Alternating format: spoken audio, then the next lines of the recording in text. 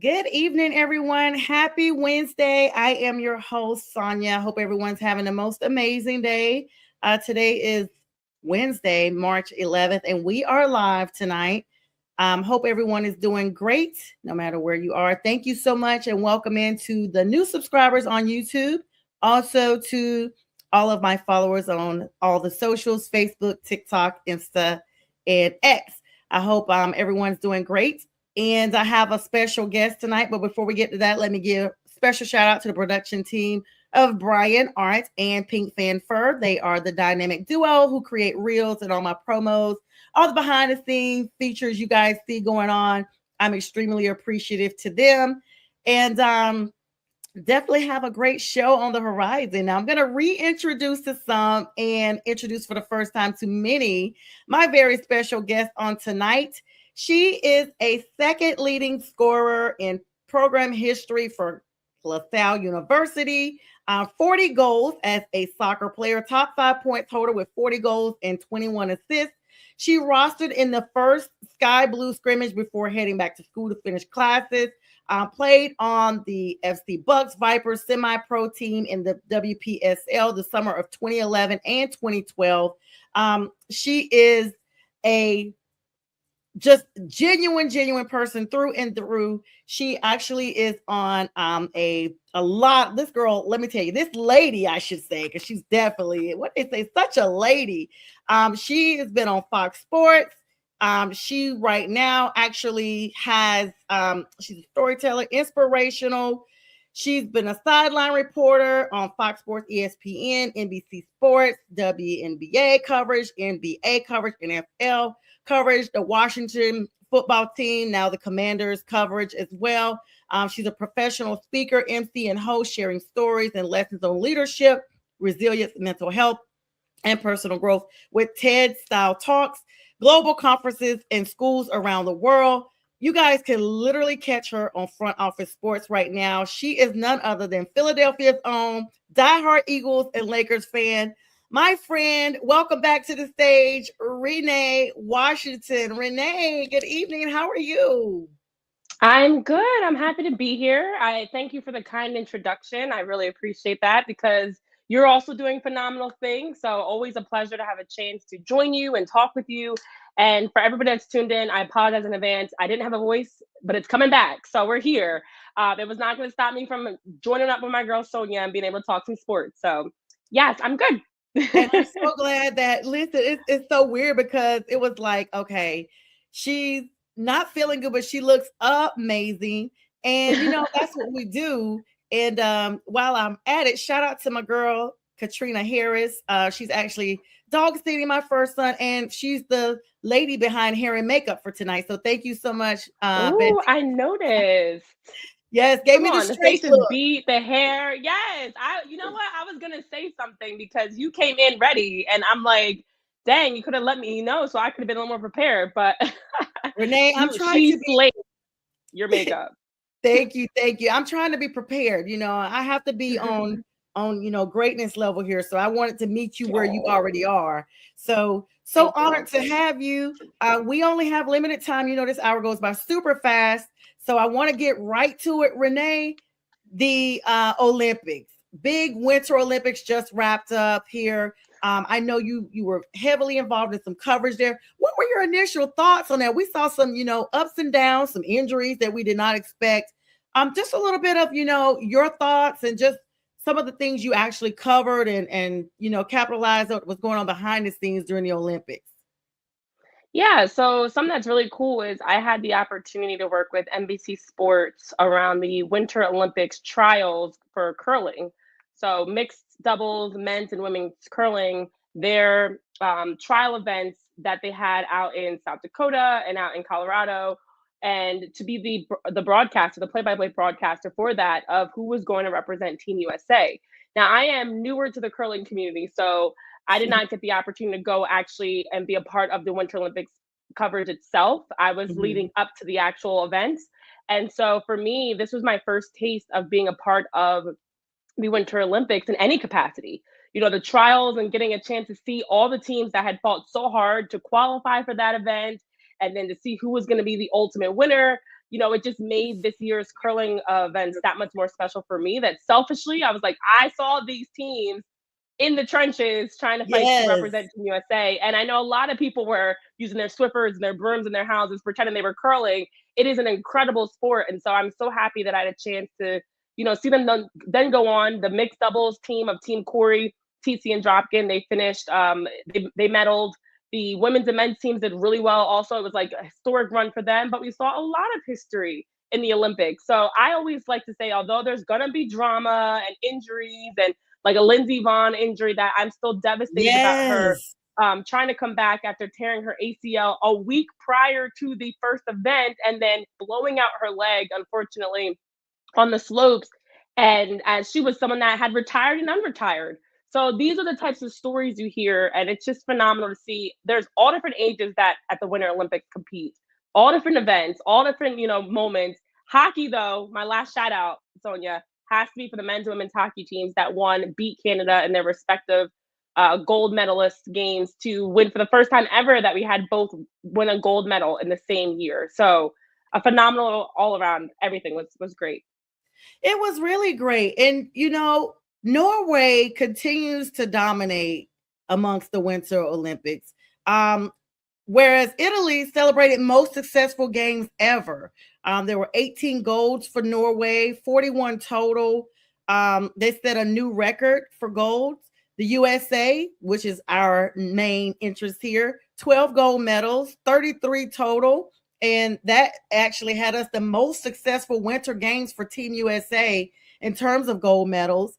And then in the third position, the Netherlands had 10 golds and 20 total. And then, as I already mentioned, Italy, that double cauldron in historic first two Olympic cauldrons were simultaneously Milan and one in Cortina d'Ampezzo, the opening ceremony titled Armonia, the hockey sweep, Renee. The United States pulled off dramatic double gold in ice hockey. And like you talked about, the men's team defeated Canada 2-1, in a thrilling overtime final, securing their first goal since the 1980 Miracle on Ice. Now, I was here in 1980. I was a very, very young kid, but 1980, I was here. And the U.S. women also defeated Canada in overtime to claim their title. Yeah. So what makes these even better, in addition to the, as you mentioned, the record-setting 50 years since the men's team last won a gold medal, there was a very tragic story for anybody that's been closely connected to the hockey world with the Gaudreau brothers, Johnny and Matthew, who are actually Jersey natives Yes. that passed away in a car accident a year ago. Yes. And, to see the fact that, I'm sorry, that would have been 2024 now at this point. Time flies by. Yeah.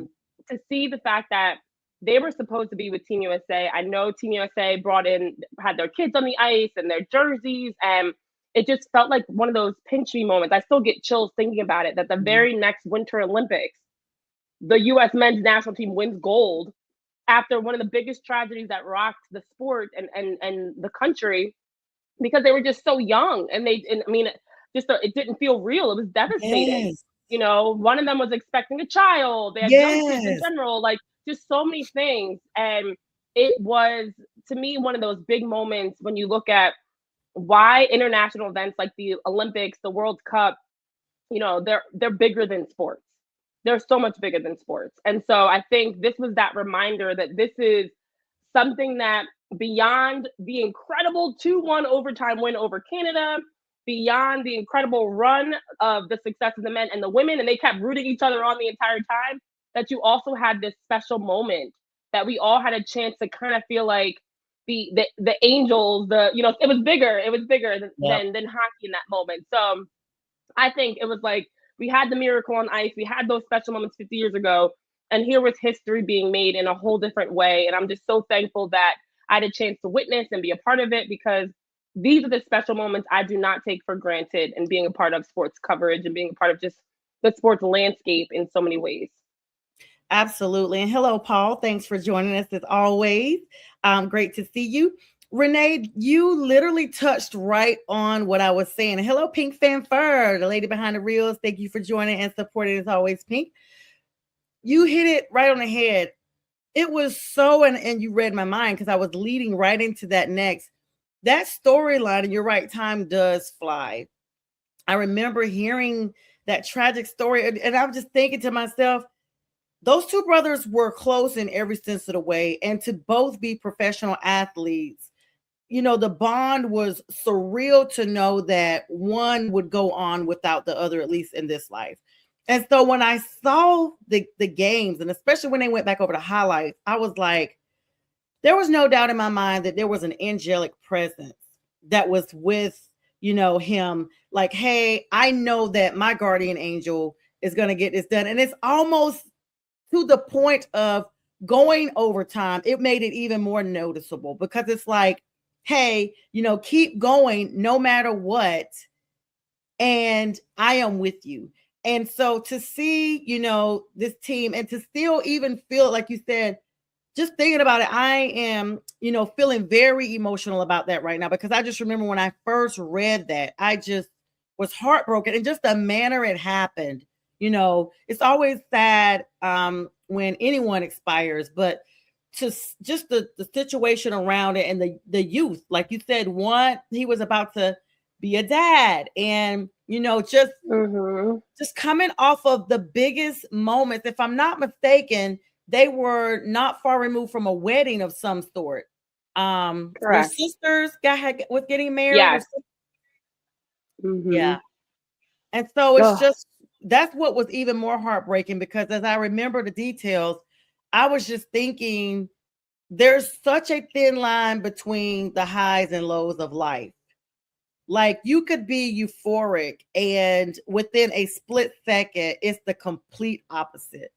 And so, of course, we all watching as fans and just as humans, continue to send well wishes and prayers and, condolences and comfort because I know that had to be extremely emotional, but an extremely proud moment for him as well, because he knew that he still achieved what they would have achieved together. So, definitely the big behind the scenes, but so in the front. It's like it was behind the scenes, but it was so for those of us who knew it was right there in the front. It was front and center. It was kind of like, how is this gonna go? And then we saw it. Yeah. Yeah. And I mean, I think that's where for me, you look at all the different components of, there were some political things that happened and some other things that were negative that took Mhm. away from the joys of the moment. But to me, I try to keep it this is about the athletes. They Mhm. train for years to have this opportunity. They train, once you qualify, there's been the process of the you don't just qualify and now you sit back and wait until the games happen. There's so much that these athletes have to pour into, and so to have such a devastating story for Johnny and for Matthew, again, you're so young, they're my age, and so that hit even Oh. when I'm thinking about it. I'm like, wow, that's a very when it actually takes me to like a Kobe Bryant and Gigi Bryant, the accident, like these moments that regardless who you're a fan of, regardless, even if you're not even a hockey fan, period, these are the moments that remind us, A, athletes are also human, and B, they're not immune to any tragedy or anything like that. So just more reason to enjoy these moments, celebrate these moments. And to your point about even just like the success of the various countries, one of the things that I do enjoy about the Winter Olympics, in comparison to like the Summer Olympics, obviously an entirely different slate of events. So some of these events, like we don't even know about them in the United States. I was having Mhm. conversation about some of the various bobsledding events and skiing events and the different winter events because another country that maybe has more snow, more winter, the facilities for it, even a sport like curling. Curling is Yeah. big in the United States, but it's even bigger outside of the United States. So I also love when you get not only introduction to who these athletes are, their stories, but you also get to see how each country values their respect, the different individual sports, what they kind of focus on a little bit more. And just that pride of, your country being represented and these athletes getting to represent your country and learning about them is it makes it so much more special. So it has me excited because we've got the World Cup coming up for soccer. I know I've been working with FIFA around that for some different content, but these international events, people, you have to tune in, make time while you're working. Maybe it's popped up on your phone, on the computer, whatever, because these are such historic moments that we don't get all the time. Now, I'm going to ask you, Renee, are you coming to Atlanta for the World Cup? Well, right now, I don't know my exact World Cup slate. Of course, with I'm in the Jersey area, and with Philly and New York being host cities, I definitely am looking to be there. But if somebody wants to have me in Atlanta and fly me down, please, by all means, don't twist my arm. I'll be there. But no, I think for me, for me, it's exciting because I've been able to work with FIFA specifically around hosting some of their content and shows that are giving people the behind the scenes of the history of, specifically for Philly, but the history, the culture, the sports landscape, but soccer specifically. So I'm thrilled because there's so many events, even if you're unable to get tickets, because the ticket process has been insane and Mhm. expensive, especially for like elimination games. I encourage people, go to a watch party, go out to that local bar or restaurant, like go watch the game of the people, because there are going to be so many phenomenal events around FIFA in the respective communities, but Mhm. especially even beyond that, that are going to create these activations and must be at events for people. So I don't know where I'm going to be yet. I'm actually having conversations to finalize it, but I know I'll be somewhere having fun, watching the games, enjoying all the matches, the tailgating, the vibes, the culture. It's gonna be fantastic. I had to ask because I'm here in Atlanta, and Of Atlanta's going course. to host 5 group stage matches and 3 knockout rounds for the FIFA. So, we are one of the host cities, and so I was like, "Well, is Renee coming to my city? I will have to grab lunch with her." See. We will see. Mercedes Benz. So I know we'll talk offline about that. Feel free to be like, "Girl, I'm coming." I'm like, "Oh my gosh, yes, definitely."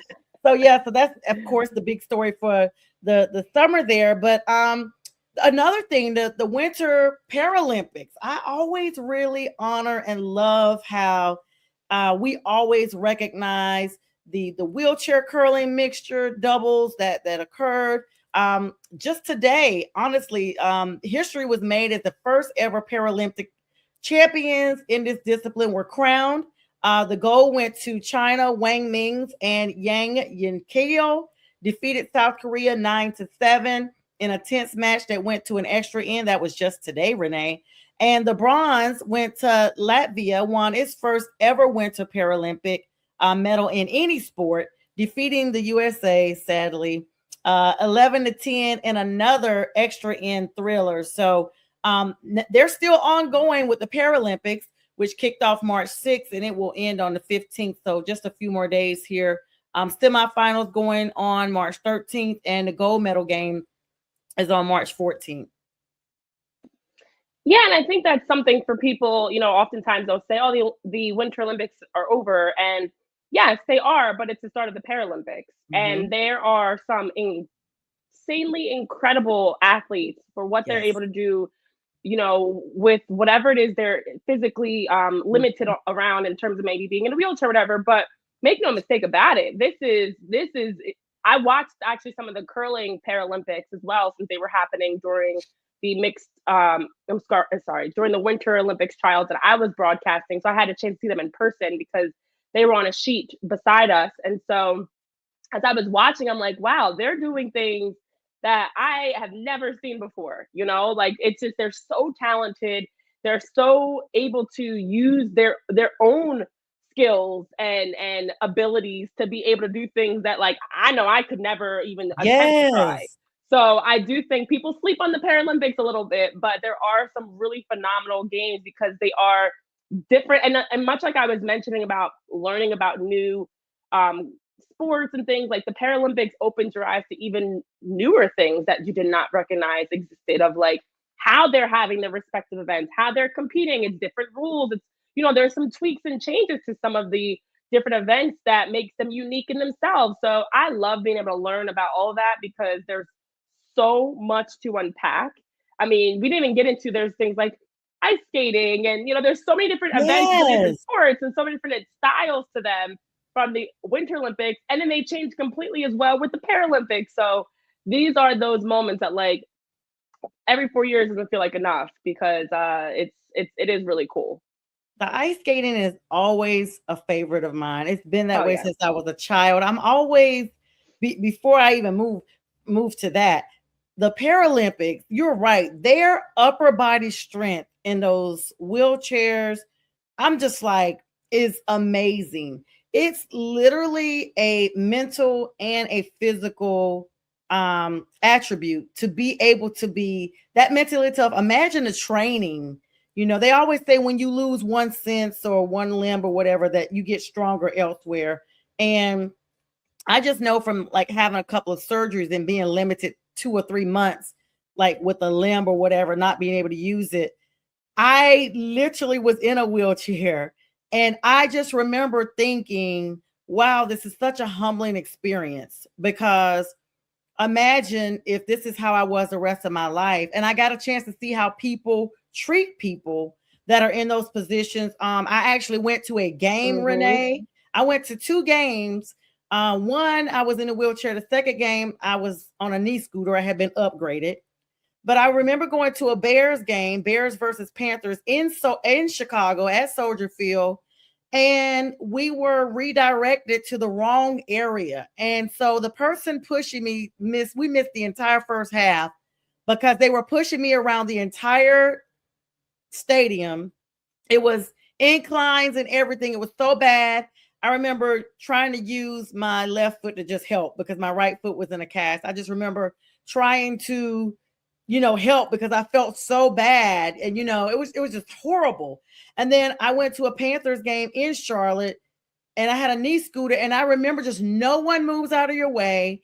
You're having to, constantly ring the bells. So as these Paralympics are training, as they are existing, there's a certain level of respect I personally gained because I know how, just in the little time that I was limited, how I felt society overlooked or dismissed or just did not placate, or try to make exceptions for. And these Paralympics don't want that. That's what they use to build their strength, because they're like, hey, I don't want anything given to me. I don't want any sympathy. I want to work twice as hard now, because if I work twice as hard in my mind and in my body, I've more than proved that I am beyond worthy of this. And that makes them even more above average than your average human. And I think the biggest part, first of all, I'm sorry that even happened to you, but I think the biggest part, even as you're sharing your experiences, is to show that representation. Because there are so many people that, have their own various adversities and challenges and limitations, whether it's physical or others, that through international events like the Olympics, it shows that representation. It's motivational. You think about, like, I looked at whether it's the Paralympics and just those phenomenal athletes showing their abilities and how they're not defined by any physical disabilities they may have, or when you even hear the stories of some of the different athletes, they're not in their 20s, in their quote unquote athletic prime.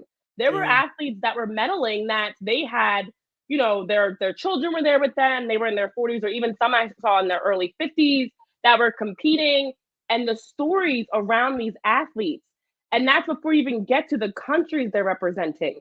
You listed off the various countries that have, won the most medals, but there are a lot of countries, sometimes it's their first Olympics, whether it's winter, Mhm. summer, World Cup, whatever, their first time qualifying, their first time winning a medal.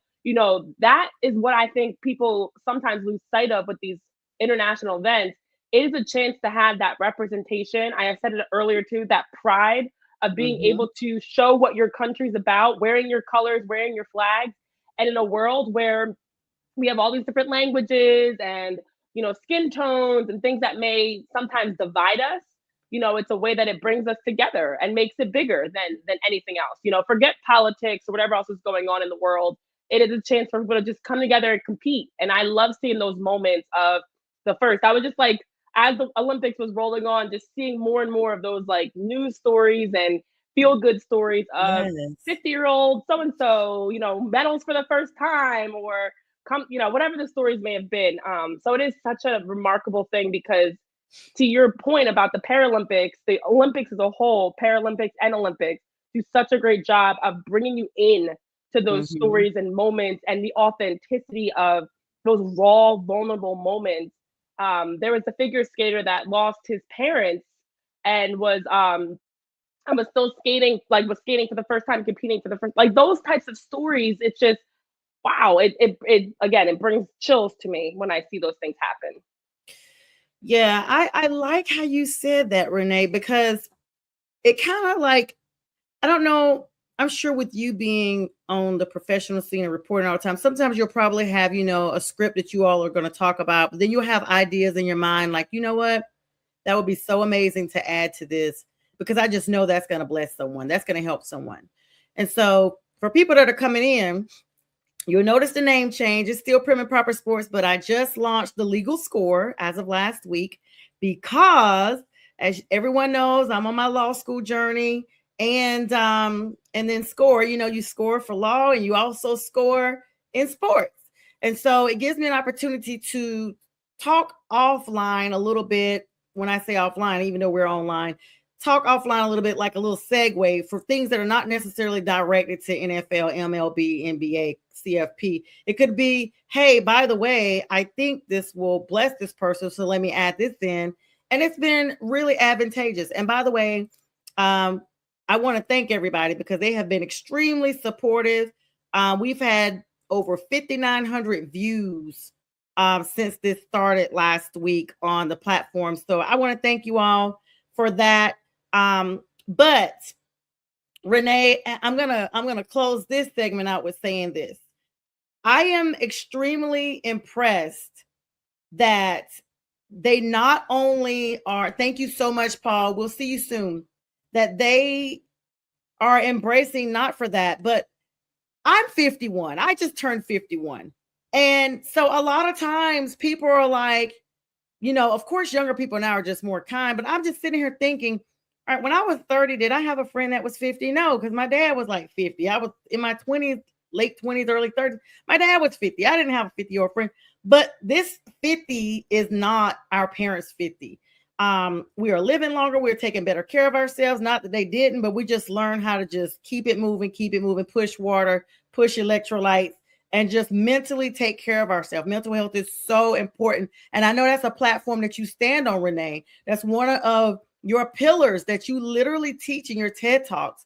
And we'll give you an opportunity to talk about that probably the last 3 or 4 minutes before we close out, because I do want people to be able to connect with you and be inspired and continue, outside of sports, just know that the whole person, that Renee is a holy person that's taking care outside of the sports. The sport is just an avenue for us to reach people. But when you use who you are within, that's the true connection. And so, Renee, I want to thank you for that. We're going to take a pause here, ladies and gentlemen, and we'll be back in about 1 minute, 30 seconds after this commercial break. Be right back.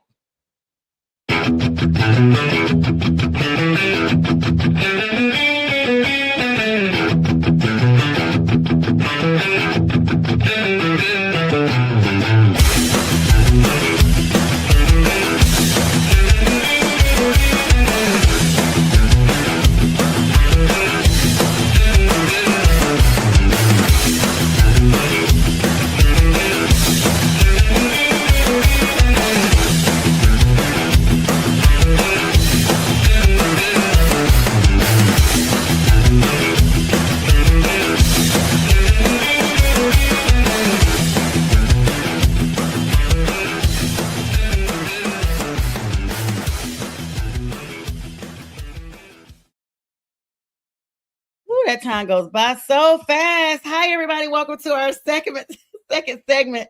I was on there trying to share some of the streams because I forgot to share those. So welcome into our second half. I'm joined by the lovely Renee Washington from Front Office Sports, ESPN. She's everywhere in the Philly area. Glamorous face and a beautiful personality and spirit to match. Renee, welcome back to our second half.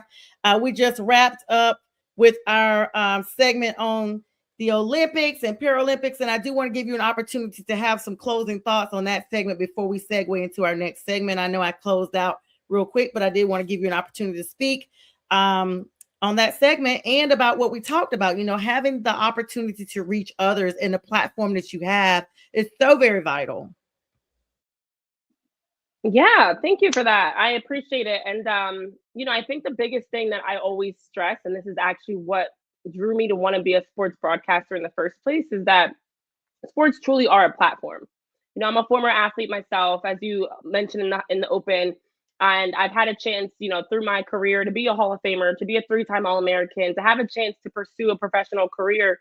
And through that, I saw not only the gaps that were missing in sports for athletes, but the gaps and the opportunities, I should say, even that sports can transcend beyond what's happening on the pitch or on the scoreboard. And so I always said, like, for me, my mission in working in sports broadcasting was to be able to use my platform, to be able to provide a voice for the voiceless, to be able to connect through sports. Because regardless who you're a fan of, I'm an Eagles fan, I'm a LeBron and Lakers fan, I'm actually also a Sixers fan, so it's conflicting. But regardless who you're a fan of, at the end of the day, we can trash talk, we can cheer and watch a game together, but it's just sports. And I think it unites people in such a way, whether you are fans or rivals, that is very unique. And I know you Mhm. touched on it earlier, but that is why I've actively been so big in my season right now of going all in to pursue and do more, I should say, in the space of professional speaking, because I love all the game broadcasts I do. I love the shows that I've been able to host. I love that I've been able to work with so many different networks, but it's bigger than me. It truly is. And I want to ensure that what I'm doing has meaning and value, especially to continue to move the conversation.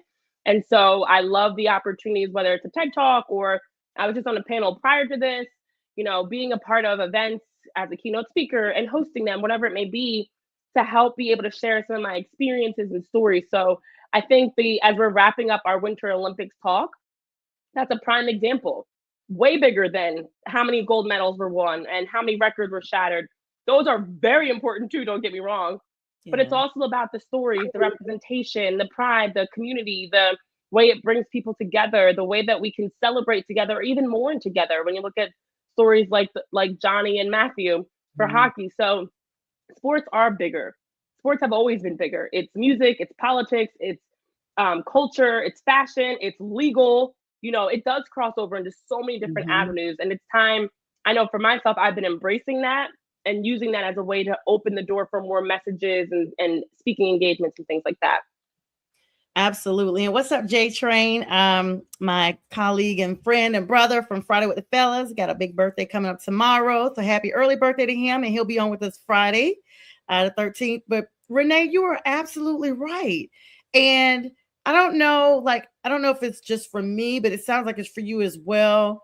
They say with age comes wisdom. And I literally every day when I get up and I meditate and I pray and I journal and I thank God, like, okay, thank you, God, for the growth, for the wisdom, for giving me time and space to repair those things I need to repair, and for me to make the connections with people I'm supposed to make the connections with. Because I really do think everything in life is a puzzle. We all are part of one huge puzzle. That's how I look at it. And I tell everyone, God has a plan. I'm just here to execute it. And if I remember that, and there's been some really difficult days, and I'm sure they are with anybody who's put their hand and mind to something that they just are not 1000% sure they can do. I just remember that. And then I'm always like, this is not for me. I wanted to be an attorney when I was a teenager. And even though I wouldn't recommend going to law school as far out as I am, I'm glad I didn't go in as early as I did, if that makes sense, because I don't think I would have had the sincere appreciation that I have now, having seen some things in life, having experienced some things in life, and having realized, okay, as a teenager, it's like, okay, I want to be a lawyer because it sounds like a great career. People respect you, you know. And like, then of course, you get all the nice things in life, all the material things, the cars, the clothes, the houses, it's just all amazing. And now I'm just like, those things are nice. Yeah, that's fine, but that's not my purpose. I'm going into civil rights and public defense. I'm going in for social justice reform. Those are the things I'm standing on because there is nothing like having an incident close to home that literally rocks you to the core that you have to change that. And I've experienced that. And so to know firsthand and see firsthand how people close to me and in a close circle or what have you have dealt with things changed my entire perspective. So whenever things get really difficult, no matter what it is, even if it's not necessarily educational related, even if it's just, hey, you got to keep going. I know you're having a bad day, but you got to keep going because someone out there is really looking to you for inspiration. And so when you look at it like that and you remove the I out of it, you just remember to keep it moving for someone else. And so I am so grateful that you and I were connected through Mac, God rest his soul, and that we've continued our connection because it's a reason. There's no coincidences. I believe that even things that happen to people in a negative perspective still have played a part. Like, people are here for a season and a reason. There's still things that you can learn and to help someone else. And so you have to look at it like that. And like J Train says, thank you. Definitely at 51, wisdom has presented itself during the past 5 decades. Jeez, I'm thankful though. Yeah, J Train. Well, welcome. He literally we're the same age for like just a few weeks, and then I turned my age, and then he has his the next month. But Renee, it does happen. And it is so pleasant to see that you still in your youth are already at the mindset of connecting, building, restoring, and incorporating in any platform that you're given. And that's what it's all about. So I want to thank you. I know we kind of got a little segue there, but I was like, I don't want to miss this moment because I know that your moment being here is just too big for me not to appreciate fully. I appreciate that so much. And honestly, I think that is probably one of the biggest differences. I know you touched on earlier, like today's 50 is not what it used to be. I Yeah. look at like my parents who are grandparents, and I'm like, whoa, y'all are totally different than how my grandparents were when I was a kid. Yes. I the running joke is like the show The Golden Girls. They were in their like 50s and 60s, Wow. but they looked like they were like 90 in their 90s Yes. because it's just like a whole different time. You think of grandmoms and aging as a certain look, and there are Yes. some queens and kings out here that are not aging. My parents are an example. They're aging in reverse. They're getting younger. They're more active. They're traveling. They're living their best lives. But I think a big reason why that generation started to change, and then we're continuing to change, is we are understanding life truly is so short. Like you Mhm. talk about being in your 50s. I'm like, I feel like I blinked and I'm here. It feels like just Yes. yesterday I was in college, just yesterday I was in high school. It's been over a decade for me Yeah. since I've been out. And so I think because of that, we're understanding the value of balance, self-care. Even my parents, I will say they weren't great at it, but they were better, definitely better than theirs. Of understanding, like, you have PTO for a reason, use it. Yes. You have you have mental health facility resources and things, use them. If you're sick, it's okay to call out. You don't have to Yeah. work yourself. It used to be work until you died. Now Yeah. you can work and then retire and Yes. then enjoy being retired. So we're changing the game. And I think a big part of that for me is no longer feeling prisoner to things that don't align with me. So Mhm. to be honest, like front office sports, I actually made the decision. This is very recent, so it's okay that you don't know. But I left front office sports a couple of months ago. And yeah, I know it's fine because I've been it wasn't a following public all the thing. reels, girl. No, it's fine. I'm not there anymore. I've been gone since like November. But I didn't make a public stink about it because it doesn't need to be a big like Yeah. announcement. Part of the reason why was because I was being presented opportunities to work with FIFA, to work with NBC Sports, to do other things, and I wasn't able to do them with FOS. Mhm. And it was a tough decision, but I felt a calling that there was more for me to do than just being in this office Monday to Friday hosting a daily show. Mhm. And I think that's another reason when we talk about why we're aging differently is because we're no longer allowing stressful situations to make us feel like we don't have options. If there's something that's better for us, whether it is going to get your law degree, whatever it may be, it's something that you feel pulled to, called to, that you think will actually make you happier in a sense of more fulfilled, feel aligns with more purpose in your life. Like we're going after it. Yeah. And that's where I'm at in my season right now. That's why I said earlier, like I've been doing more speaking engagements. That's something I wasn't able to do before. Working full time in a job within any network doesn't give you that ability. But Yes. now I'm able to do the things I want to do. I have a book that I'm publishing. I'm at more Yay. events. I'm at more, just doing more things aligned with who I am versus allowing society to continue to push us into what we are supposed to be doing and where we're supposed to be. No. That's why we're not seeing people get married as quickly, have kids Mhm. as quickly, buy the house, whatever it is, like all those societal expectations, throw them out the window. People are doing what's best for them. And there's nothing good there's nothing like wrong with the Mhm. traditional quote unquote route, but we're not playing by the book. We're Mhm. writing our own scripts at this point. And I think that is something that's so empowering that just takes a whole load of stress off our shoulders that like I'm not just I don't personally I know I'm a great example. My parents be like, oh, like I rent versus buy. Well, when are you gonna buy a house? When I'm ready. Like I'm not rushing Yeah. to buy a house just because I'm in my 30s and I'm supposed to. Like we're not just following. It's expensive out here, first of all. That's a whole other issue. Ugh. But I think we're just prioritizing ourselves. And that's a massive difference that's allowing us to age Mhm. better. That's That's what funny I'm you saying. say that. Yes, that's funny you say that because I literally just started saying, and J Train says, "Congrats on all your success. Super proud of you, Renee." I literally, and I feel like I have to plug this, and then I'm gonna pick your brain because my time is ticking here. But this is how we do, girl. We have to have an offline conversation too, so we keep up because I did not know about FOS, and it's because I Okay. buried my head in the books, and I just have not paid attention like I should, because it's just so overwhelming with school. And then once I got a break, I just left for Cabo. And so, but I am the same way. I literally just had a conversation like, okay, these are the things I have accomplished, but why? When I'm gone, it will not matter. It will not matter if I have a mortgage or if I don't. It will, like, my whole family's out of state anyway. They'll probably just sell what I have, and that'll be that. And so it doesn't matter. So I was like, you know what? Why not just go ahead and buy another house and just buy the brand new house so that I can live in a house that no one's ever lived in and just work it out from there? Because at least I know I'll be happy. That'll be something that I said I deserved, at some point.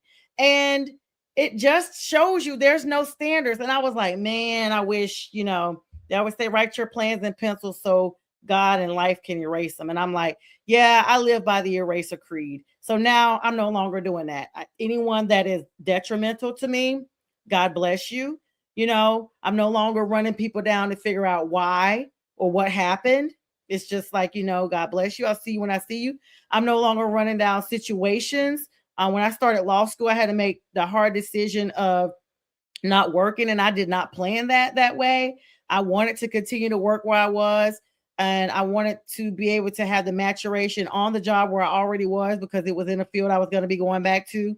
And I was not fortunate enough to have the support of a specific person who was now in charge of more stuff than they originally were when I started with the office because the main official had retired. So I wasn't afforded that.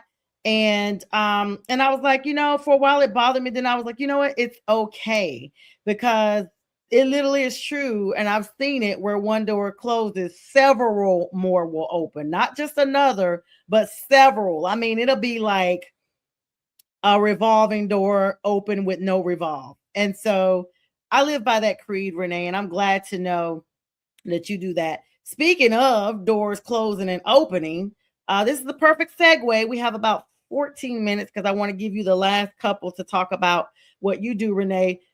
Just a shock here. Today, of course, marking the official start of the 2026 NFL League year. At 4 o'clock today, the legal tampering period has officially ended, even though we've been seeing stuff go around all week long with different contracts, executions of trades. The big story, though, Renee, that was the domino effect of this entire week was the Max Crosby trade from the Las Vegas Raiders to the Baltimore Ravens, only to not successfully pass their physical, I guess you could just say physical or health inspection or whatever they want to call it, health inspection like it's meat. But they couldn't pass the health requirements. He's back with Las Vegas, and then they turn around and sign Trey Hendrickson. And it's just been a domino effect the entire week. First of all, how shocked were you that this occurred? First of all, how shocked were you that Max was traded? Now we know we've seen some up and down little hiccups with him not being that happy with the Raiders for a little bit. How shocked were you starting from that point? and then moving that he was traded, and then you can add in the other parts. Sure, sure. So first, I had heard rumors. Max Crosby is one of those names. When you look across the league, there are a few different talents as well that are a really good player on a really bad team.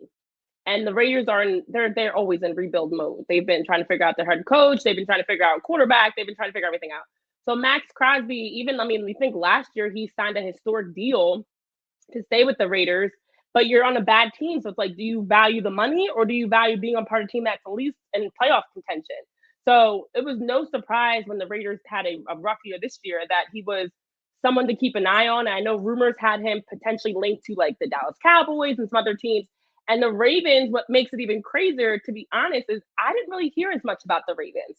And then Baltimore swoops in out of nowhere to steal him. And the difference was they were able to supply 2 first-round draft picks, whereas apparently the Cowboys were only willing to provide 1.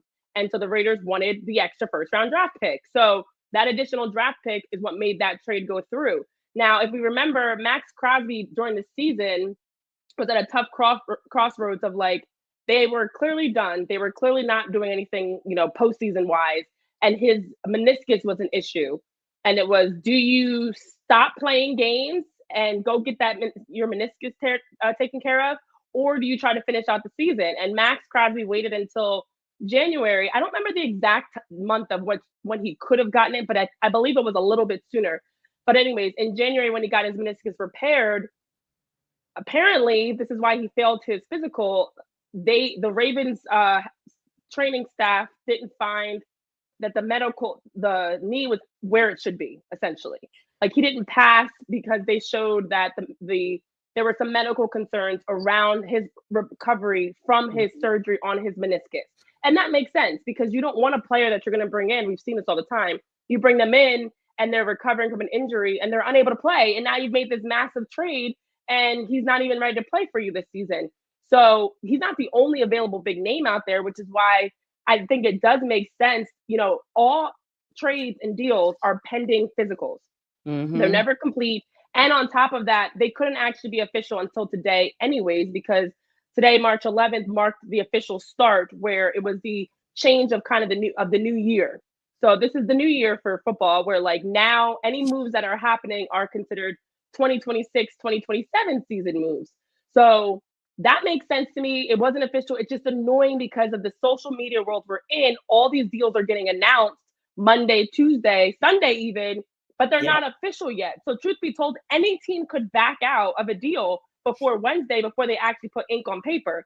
And I think it makes sense, but I did hear reports about like now people are questioning the Ravens even because, this does take away from your credibility if a team's negotiating with you to know that you might pull out of a deal and not honor and go through with that. So now Max Crosby goes back to the Raiders. Like, thank goodness nothing was said toxic or anything like that with the trade deal. That's why players usually wait a beat, before they send that little post or whatever. But then I think for them to be able to swoop in and still grab Trey Hendrickson, who's similarly to Max Crosby, also he very vocally wanted out of Cincinnati.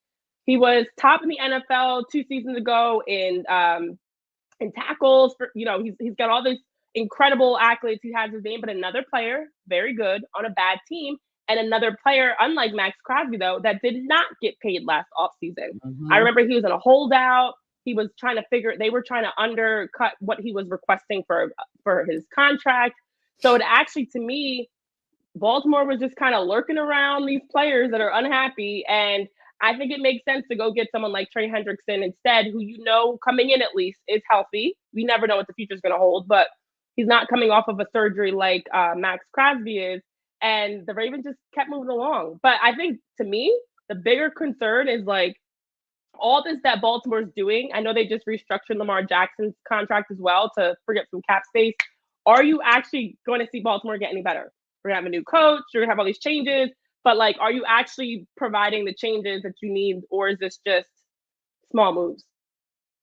Yeah, I mean, and then Max put that video up, Renee. We saw him shooting hoops. I don't remember the timetable for after the meniscus surgery. He was out there basically shooting hoops at home. Basically saying even if it was right before the surgery, it still was supposed to be when he was supposedly injured. So that's what where the bad, bad blood kind of came from. But like you said, there was no bad thing already. But J Train brings up a good point where the Raiders too hasty to make moves in clearing the $30 million prior to the new year, because people are saying, that they should be investigated, because today was the official day, Renee. And we've seen this before. Teams uh, get in trouble for tampering. And I'm going to be honest.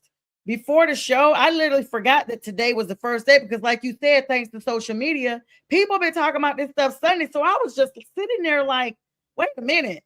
Why is all this news happening? I don't think this is today, but I never got a chance to go around and, check the specific date until we got ready to do the show. And I'm like, wow, like, how do you say that wasn't pre-tampering if they're not out there putting it out there? Like, somebody has to be speaking on this. It's not the players.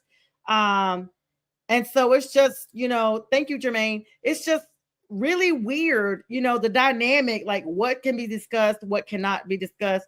I know we're running here real quick, but I do want to talk about your Eagles. Cornerback Tariq Woolen was a significant bolster to your secondary. The Eagles signed him, the former Seattle Seahawks world champions, stand out for a 1-year deal worth $15 million. He expected to start on the boundary, allowing Kenyon Mitchell and Cooper DeJean to play in more flexible roles. And your defensive tackle, Jordan Davis, locked down the anchor with 3 years, $78 million extension, $65 million guaranteed. It's going to keep him, the former first-round pick you guys grabbed, through 2029. Your tight end, Johnny Muntz, to fill in a void for the blocking game. And you guys added him for a 1-year contract. And then your tight end, Grant Calcaterra, re-signed today on a 1-year deal, like to maintain depth behind Dallas Goedert. But there were some notable departures, Renee. Nakobe Dean being one of the bigger ones. A linebacker, former Georgia star, heading west, signing a 3-year deal with the Raiders. We talked about them with Max Crosby, so he's going to be joining him. The safety, Reed Blankenship, definitely a fan favorite for you guys. Team captain, in fact, he's going to be going with the Texans. And then your wide receiver, Jahan Dotson, he's staying in the NFC, but he's moving to the Atlanta Falcons to join their new quarterback, Tua Tagovailoa, from the Miami Dolphins, which makes me think that Penix is probably on his way out, since Kirk Cousins has been given permission to be released and possibly heading back to Minnesota or wherever else. And your edge, Jalen Phillips, officially signed with my Panthers on a massive $120 million contract for the edge position in Carolina. So what's next for Howie Roseman? AJ Brown, we've seen him up and down the entire time. Rumors are still swirling about him. He was supposedly entertained for trading offers. And then Trent McDuffie, the blockbuster move that goes down with him, is reportedly cooling the market for a potential veteran swap. Just a lot going on in Philadelphia. Renee, what can you tell me? Yeah. This is part of what free agency period brings, because there are a lot of names out there that are free agents, and a guy like Reed Blankenship or even Nakobe Dean, like, we knew they probably weren't coming back to Philly. Nothing so far has surprised me for the Eagles move specifically, but in general, nothing. I don't think I've had a single move that I've seen around the NFL that surprised me. Like the Falcons, Michael Penix Jr., who was injured last season, and you had Kirk Cousins, who, to be honest, isn't ready to step in to be a starter for many games as a backup. You needed a better quarterback room. So you bring in Tua, who was clearly not a good fit with Miami anymore, as they've been clearing out a lot of guys. I know the Colts had an opportunity to re-sign with Daniel Jones. Like, all these moves that we're seeing, to me, are the necessary moves. Because, A, with free agency, you can't wait. And that's why, forget a Wednesday timeline. Like, people, the moment you can start having conversations with agents, they're having these conversations.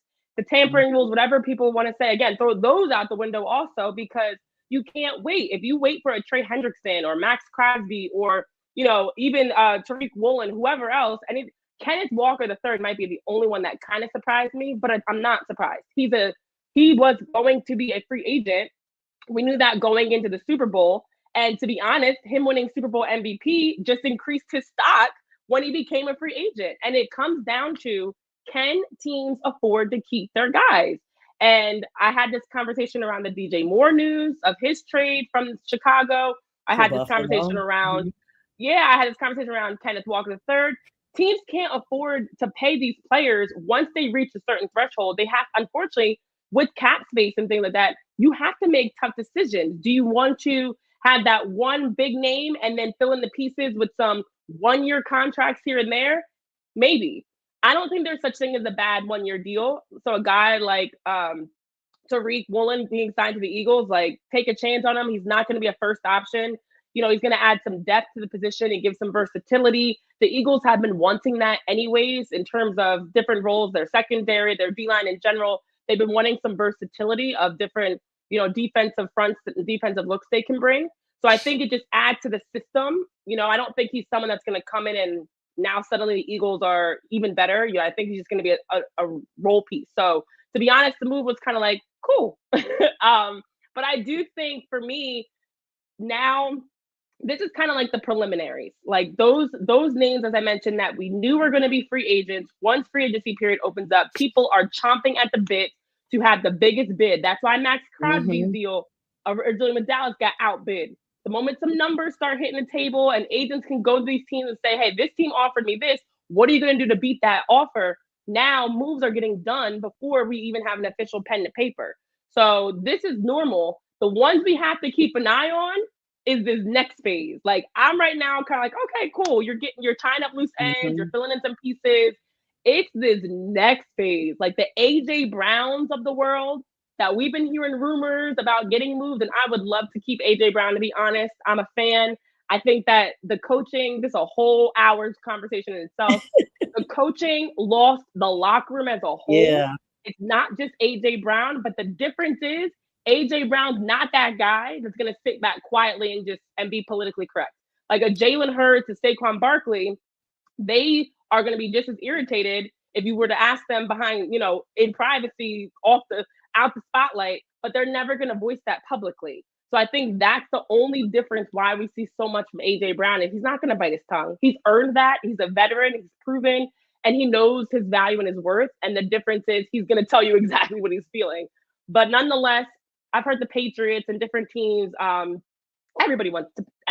Everybody's name's been in the hat for AJ Brown. So that's the tier of names, because you know what? We have to keep an eye on Sonja. In about a month, not even, the NFL draft is coming up. And that is the time teams make the tough decision. Do I want to trade up in the draft and try to get that young player There's a lot of talent coming out of college. Do I need a Jeremiah Love at running back or whoever else? Or do I want to trade my draft picks and try to get this, the guy that's already been in the league for X amount of years that's a little bit more solidified? So I think that's when it really picks up. Those the stretch right going into the draft and even around the draft of teams maybe moving some pieces to get a bit more aggressive. So far, aside from Kenneth Walker III, which I knew he was leaving to go somewhere, I just was hoping, I was upset to see it was the Chiefs of all teams. But I think the next wave of moves are really going to have people like, what? Like head explosion. So it's about to get crazy. I This is just the I could beginning. absolutely. And as we say goodbye to our McGrath podcasting network, they had to jump off at 10 because we're going to go over just a couple of minutes here because I do want to plug in Renee Washington, everybody that we're still here with. That is really big. We had a question. I think you addressed it about the Tariq Woolen signing. Seeing that he was, up and down in Seattle. And then Pink mentioned the Panthers. Now, you guys have given us Jalen Phillips. We're excited about him. He's going to be the premier pass rusher to solve their team's sacks problems. We also got Devin Lloyd from the Jaguars. John Michie III rejoins Bryce Young from the Jets. He's the Alabama standout, and they reunited there. Kenny Pickett was a shock for me from your Eagles, the backup quarterback. The last I heard of Kenny, I thought he was still in Pittsburgh. I totally missed that he was in Philadelphia. And he left us too. He was with Yeah. Cleveland, and he was with the Raiders, I think it Yeah. was. He's been all over. Yeah, so now he's with us, and then we got Luke Fortner from the Jaguars and Stone Forsythe from the Raiders. It looks like the Raiders are cleaning house for real. But Renee, it's been a lot of big names. I mean, you guys have cleaned out a lot of people. I guess this, even though you guys are only like a year or two removed from the Super Bowl, it just lets you know that it's not a high tolerance for not being the best. Like it's literally like, what have you done for me lately? And it's like, okay, no, we won the Super Bowl 2-3 seasons ago. Like, that's very recent. How can you just go through and just pull the chair out from everybody and start from scratch? But like you said, and I've actually heard this even as recent as over a year ago with another Eagles guest that was on here, the Philly sports guy. There's been some issues, in the locker room. We've seen it as non-Eagle fans. We've seen the disappointment on the sidelines that looked apparent from, Jalen all the way down, the frustration. No one wants to lose a game, but it just seems like the cohesiveness just was not what we once saw. There was not the epitome of brotherly love amongst the team. No pun intended there. Yeah, yeah, and I think, kind of like Kenneth Walker the third with the Seahawks is a great example. Like, people always assume because a team, not all people, but some people assume because a team wins a championship, they're going to just be able to run it back with the same team, and that rarely happens. The moment you win a Super Bowl or even get to a Super Bowl, you're losing coordinators, you're losing you have guys that are now like, again, Kenneth Walker is a great example, but Reed Blankenship also in that same boat, Cooper DeJean in that same boat. Their value goes up. So you were getting away with paying them rookie contract or whatever smaller contract. And now that you win a Super Bowl, and Coop is a great example because he was fantastic with his pick six and his birthday. And, Mm-hmm. people were talking about him so much more that he had so much attention on him. Guess what that means? Cha-ching, cha-ching, cha-ching. Now Mm-hmm. his agent can go drive his value and contract talks up higher. So, regardless of who the team is, very few teams, unless you're like the Dodgers in baseball, very few teams can find a way to afford to pay players after they win a title because you're not going to be able to afford to keep everyone. So that's why guys like Reek Woolen, you take a chance on that maybe we can get, if he's not our top option and he's second or third string, we could use him more sparingly. Maybe we can get enough out of him that it makes the deal worth it. You're trying to kind of tinker with that middle of the lineup to figure out those pieces because you're going to have to pay your top guys a bag. And Mm-hmm. with the way the NFL contracts are and the salaries cap and everything, they're very, very, again, unlike baseball, which they just have a monopoly money of how teams can work around salary caps and things, but there's none truly. Football is very, very strict on meeting those cap numbers. So beyond even locker room issues, you just can't afford people. And then on top of that, like as I mentioned before, what people lose sight of is everything with the Eagles absolutely started with the coaching staff. There have been comments that have come out even since the coordinator changes around the way that Nick Sirianni's been running this group and favoritism and politics to certain coaches and listening to some more than others, and the players got wind of that because they obviously see it. And so that stuff absolutely is toxic and trickles down from there. And that's literally what's led to what we saw play out publicly was a result of everything that was going on behind the scenes. That's why I said with AJ Brown, he just wasn't going to sit and quietly take it. There was frustration Mm-hmm. because there were schemes and play calling and things being done that was undermining other coordinators, other coaches, the players, and favoritism towards Nick Sirianni's buddies. And Kevin Patullo, for example, that's one of his guys that he was trying to, for whatever reason, listening to more than anybody else. So I'm hoping that, with the coaching changes and, all the different restructuring we're seeing with the staff, like hopefully that will help change the culture, but it doesn't happen overnight. That stuff takes time. So overall, I'm not panicking at the end of the day because the Eagles they still have their core. They lost a ton of guys after winning the Super Bowl, and they're going to lose and have already lost a few so far. So that's how sports work. That's why dynasties are so special that teams can run it back because you do not have the same team. So we are seeing some quarterbacks or players that might restructure their contract. Like Josh Allen and Lamar Jackson just did, restructuring their contracts. Patrick Mahomes just did it, trying to find ways to say, hey, you know what? I'll take a pay cut so you can keep my teammates here. But the reality is, it requires some sacrifice from someone to keep a Super Bowl type of a team. So we'll see what happens, though.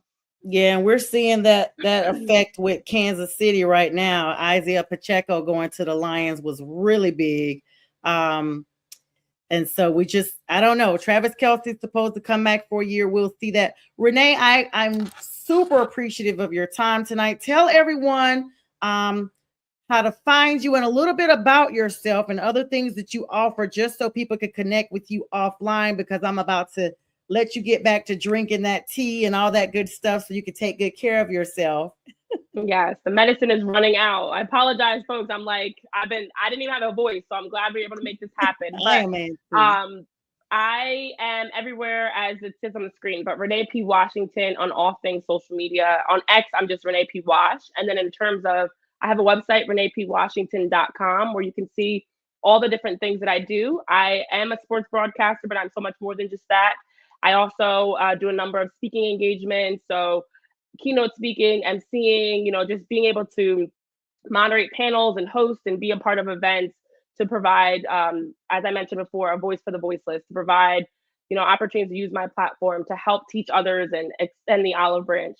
And I do a number of workshops as well, whether they're one-on-one workshops or group workshops, just a lot in this space. That's actually what my master's is in, educational leadership, but a lot in the space of pouring into others and taking things that I've been able to learn and experience to pay it forward. And so again, reneepwashington.com is where you can check all that out. And also feel free to shoot me a message at any time.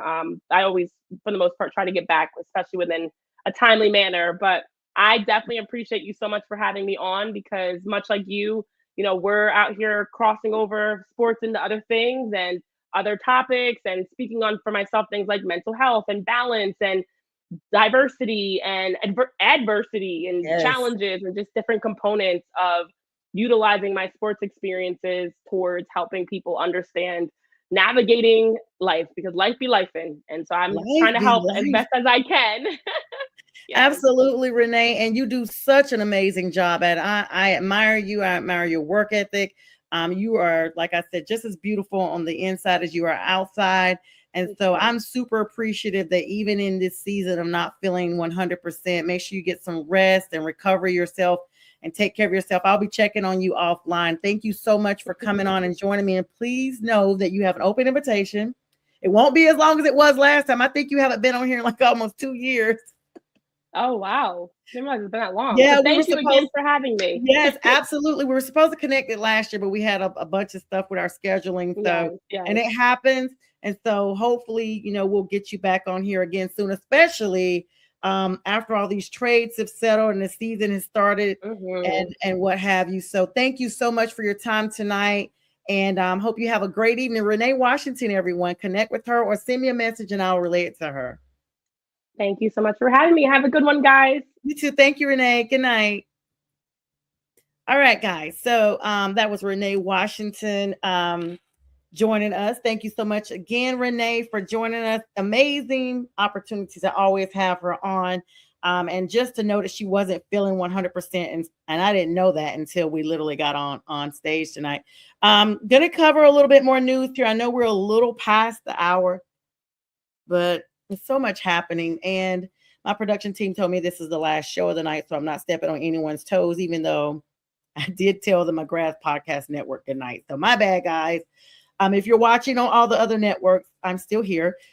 Y'all, it's been a really busy week, and it's almost difficult to plug all this in. Of course, the Trey Hendrickson news was the big news that he is now an edge rusher, 4 years, $112 million, $60 million guaranteed with the Ravens.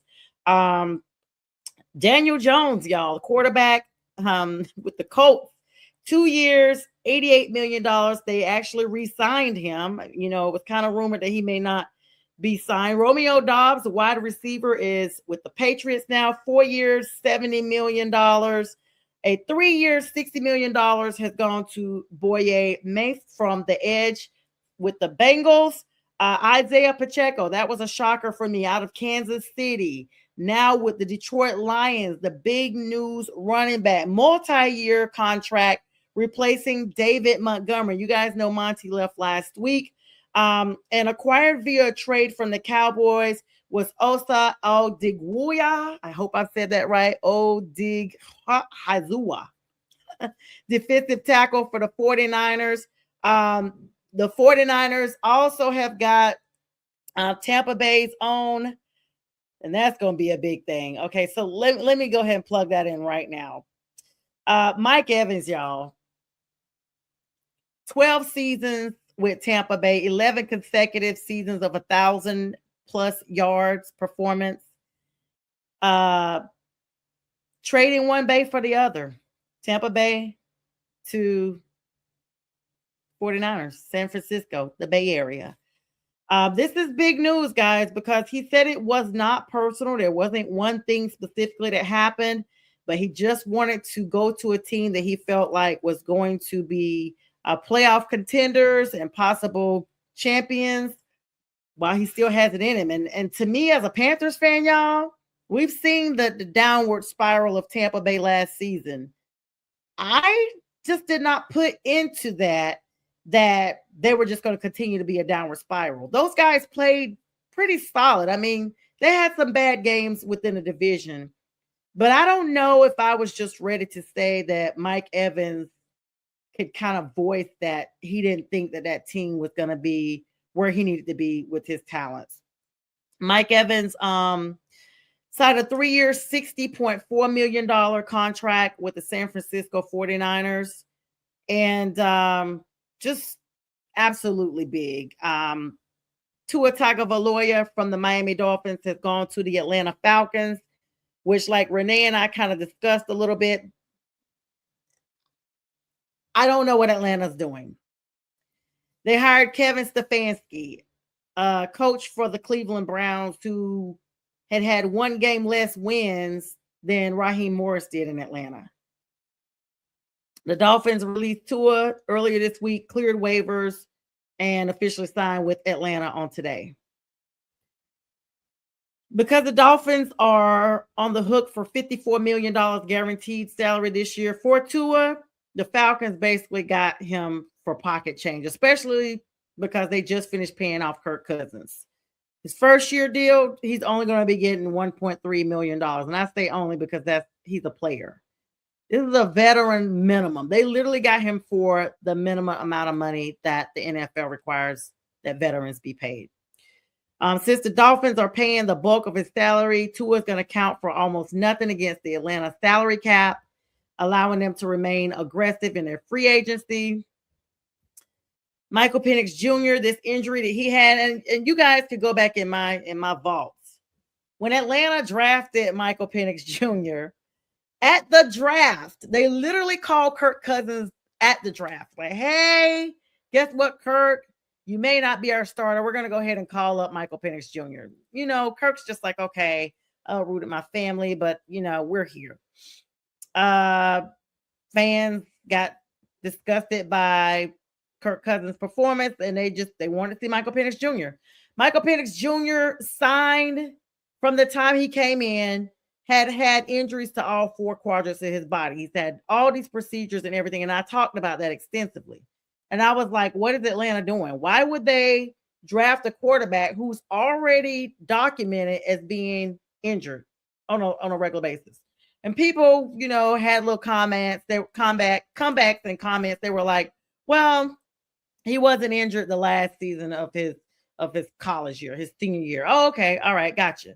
Well, he didn't even last a full season with the Atlanta Falcons before he went down. This time, ACL tear suffered last November. We are in March, y'all. I think they said the expected recovery for ACL is about 18 months. So they're saying he's on track for August, which will still not be 18 months. But Tua is going to be basically their starter. Watch what I tell you. Because I don't think that Michael Penix Jr. is going to be ready for week 1. Of course, Kirk Cousins was officially released as of today, with June 1st being his actual designation day.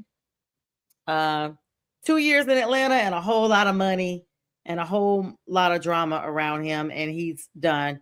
Um, they're thinking that Tua's going to bring a quick game offensive scheme to the Falcons, and I just don't know. Jahan Dotson, the wide receiver, signed a 2-year, $17 million deal to give Tua or Penix a reliable vertical threat. The team did bring back a 1-year deal on wide receiver Olamide Zaccheaus and tight end. And then the defensive actually added defensive end Cameron Thomas and Chris Williams. The salary cap guys went up to $301.2 million this year. It was aggressively high. I feel like every season they are getting a chance to bring more and more people up. The offense of the New Orleans Saints has been stacked. They brought in a lot of people. Let me go to my little notes over here. They brought in a lot of people, guys. Of course, Tyler Shuck's still going to be there front and center, but they got Etienne on that lot now with their offensive line. And you have to kind of look around and think, okay, these teams are making a lot of moves early on, and what does that look like overall? So you first look at it like this. It started off with a lot of different teams. Alvin Kamara was supposedly courted to other teams, and he said, no, I want to be a Saint, and that's all I want to be, and that's all I'm planning on being, and so that's where I am going to stay. So when you look at that, you are literally thinking, just like what people were thinking as the season was wrapping up last season, that the Saints may be for real. Kenneth Walker III is projected to go to the Kansas City Chiefs as well. That's going to be big if he goes. Tyler Lindenbaum is projected to go to the Raiders. Malik Willis is projected to go to the Dolphins. Michael Pittman Jr. On slate to go to the Steelers. It's just a lot. Travis Etienne Jr., one of the Saints' big offensive people, and it goes on and on and on. So, this is early in the season, not the real season, but it's early in the season nonetheless, because this is a busy time of year. You get a chance to see who's moving, and as they say, who's moving who. Stone Forsythe plans to sign with the Carolina Panthers, free agent offensive tackle. He was drafted by Seattle and has been with the league 5 years, and he's last played with the Raiders. Raiders are definitely cleaning house. And so when you look at the Raiders, the Eagles, they have been doing like the most stuff this offseason. Let's see. We got the Cowboys have agreed to safety Jalen Thompson, formerly of the Arizona Cardinals. He's supposed to be getting a 3-year deal, $36 million max deal done by Don Wetherell and Martin Fishman of Cut Sports. They are, I guess, his agents or what have you. Tyler Lindenbaum going to the Raiders from Baltimore is just almost like Renee was saying. Baltimore is cleaning house, and the Raiders seem like they're cleaning house. Now, here's the top remaining free agents as of right now. Rasheed Walker, the offensive tackle, Chig Okonkwo, tight end. Some of these people have been signed as of today and may have been signed since I started airing, so I don't know. Nashawn Wright, cornerback, K'Le'Veon Chaisson, defensive end, Elijah Vera Tucker, Chris Paul, Kyler Murray, y'all. He still has not been signed after being released from the Cards. Taylor Decker, Braden Smith, Calvin Austin III, Deebo Samuel. I haven't heard anything about him. Wide receiver, Jawan Jennings, Wyatt Teller, Jaquan Brisker, Caden Ellis, Leo Chenal. Dallas Goedert is a tight end and still a free agent at this moment, and Rachaad White, the running back. So a lot of people are going to be making moves between the next couple of days to get these people situated. Quay Walker is no longer with the Green Bay Packers. It's just been, like I said, a very busy day. We could go on and on and on for another hour, but what we will do is hopefully some of these names have been solidified by the time our Friday show rolls around, and I will be joining you guys with Friday with the fellas. Thank you so much, Jeffrey, for your comment. He says Dan Morgan and Dave Canales decide. Yes, I got you. Signing him to a big deal and bringing him to Carolinas, and definitely saying about the Super Bowls. Got you. Yes, Jeffrey, always great to see you as well. And with that, we will join everybody on Friday, 9 p.m. sharp for Friday with the fellas. By the way, make sure you guys stay tuned on this platform. Shows all around from McGrath Podcast Network. With that, I will bid you guys all a good night.